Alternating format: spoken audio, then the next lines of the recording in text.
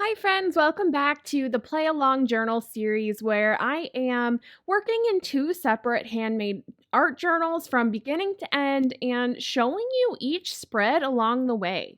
And I think this is such a fun series because it shows you how to take the inspiration that you have on an art journal page, especially a handmade art journal, and how to take that and kind of run with it. So, in my new class, BB Art Journals, I'm in the beta version right now, and I teach you how to make handmade journals. And they have a similar feeling to these play along journals, but I show you how to make all of these interactive elements yourself and kind of take your journal making to the next level and to really think about the journal creation process as an art form all in its own. I think one of the greatest things about that class is I'm offering personalized feedback to all of my students. So I'm trying to bridge that gap between teaching in person and teaching virtually online. So I'm giving you that feedback so that you can really grow and feel more comfortable in your art journaling practice. So, as I said, right now we're in that beta version, but later this year I'll be opening up the doors for everybody. So, if you're interested in this, make sure that you're on the wait list as they'll be the first ones to get access. Plus, if you're on the wait list ahead of time, I'll also probably be offering you a secret reduced rate. So make sure that you're on that. So I'm working on this journal spread, and the left side started out really blank. It's a black piece of paper. And on the right, I already have a little bit of interest going on because it's an old ledger piece of paper. And I wanted to add a little bit of collage elements onto the left side. I didn't necessarily want to use a lot of paint for this spread, and so I'm just exploring other ways to add interest onto your page other than adding paint. So I started out with some masking tape and kind of created a little pattern in the background. I didn't think about it as tape in the regards of holding something down, but rather using that tape to create an interesting pattern.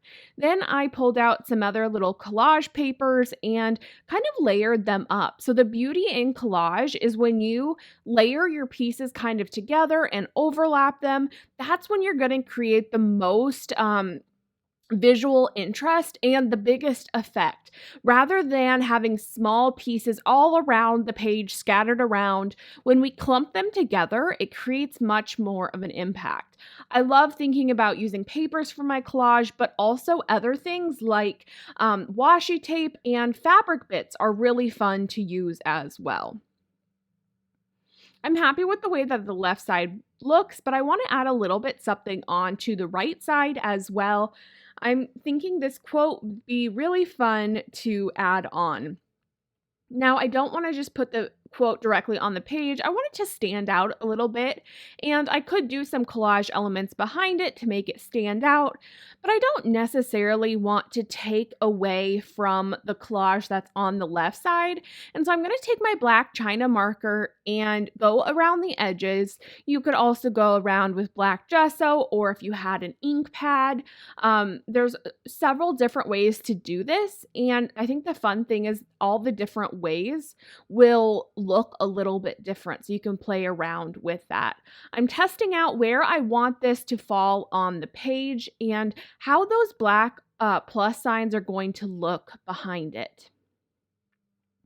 Overall, this is a pretty simple and quick spread, but I'm really happy with the outcome of it. I think it really stands out on its own with the simple techniques.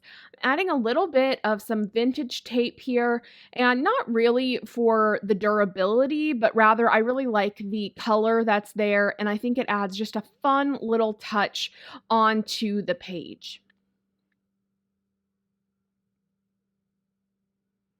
I'm bringing just a little bit of the element from the right side to the left side just to kind of carry it over.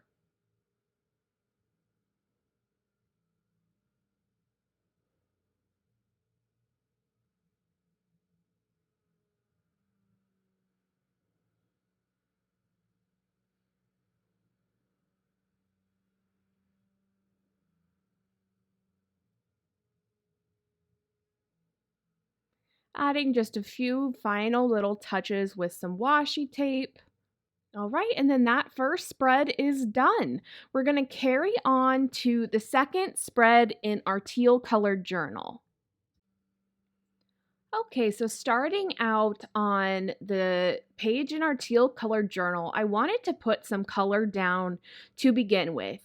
You can see a couple scraps of paper there on the left side of the screen. I was really inspired by these little scraps and I wanted to put them to use.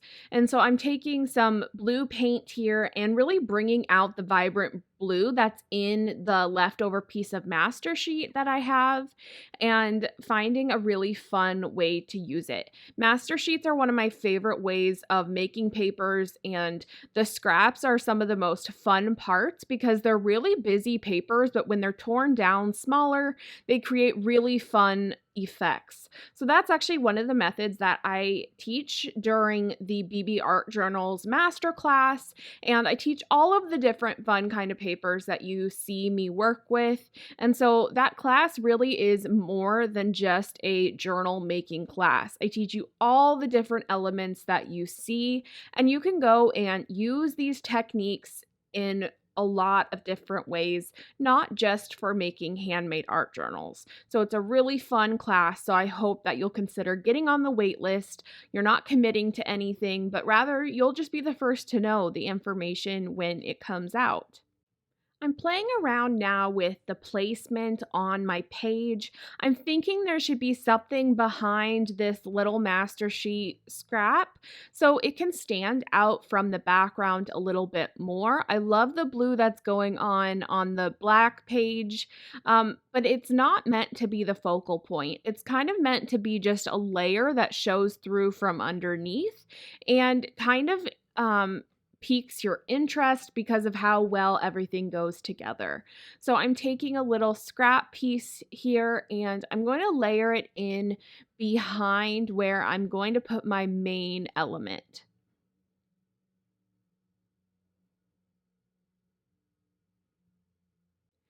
I want to bring a bit of a textural element onto this page.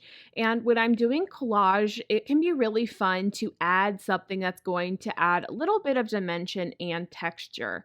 So I have this scrap piece of denim, and I believe it was saved from a mend on some clothes that I did. So look for your textiles in all different places. It doesn't all have to be just, quilting fabric. Cottons, you can get them from a lot of different textiles and recycled or reclaimed pieces as well. And you can find different fun fabrics while you're thrifting or from your clothes or things that you're just going to get rid of. So start thinking in different ways of how you can collect your textiles. And these are really fun to add inside your art journals, but also on your art journal covers as well. So I just took some stitching here and I'm using embroidery floss. I used all 6 strands because I wanted a kind of bold look to it.